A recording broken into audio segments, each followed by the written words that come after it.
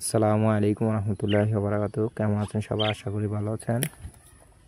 তো বাজিগর পাখি যারা যারা পালতেছেন তাদের জন্য অত্যন্ত গুরুত্বপূর্ণ একটি নিউজ, যে বাজিগর পাখি যদি ডিম পারে তাহলে আপনি বুঝবেন কিভাবে? দেখবেন যে মহিলা পাখিটা অত্যন্ত দুর্বল প্রকৃতি হয়ে যাবে, ঠিকমতো খাবার খাইতে চাইবে না, বসে থাকবে। তো যদি ডিম পাড়ার সময় হয় তার আগে আপনি এগুলাকে মেডিসিন খাওয়াতে হবে।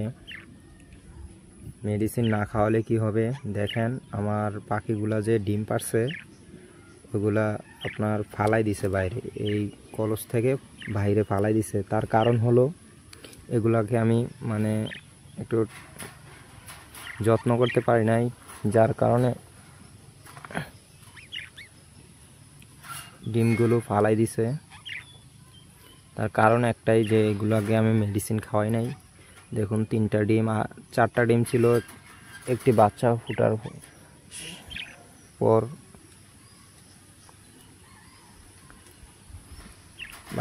পর ওটাকে আর খাবার দেয় নাই, মেডিসিন যে খাবারে খাওয়াই নাই, ওই জন্য আপনার পাখিটা এই সবগুলা ডিমকে ফালাই দিছে।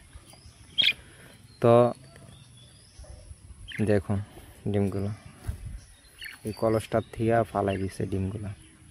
তো আপনারা সময় মতন যদি এগুলার মেডিসিন না খাওয়ান তাহলে আপনার ডিম পচাই দিবে। তো এটাই ছিল নিউজ। তো এখন আমি সবগুলা ফালাইয়া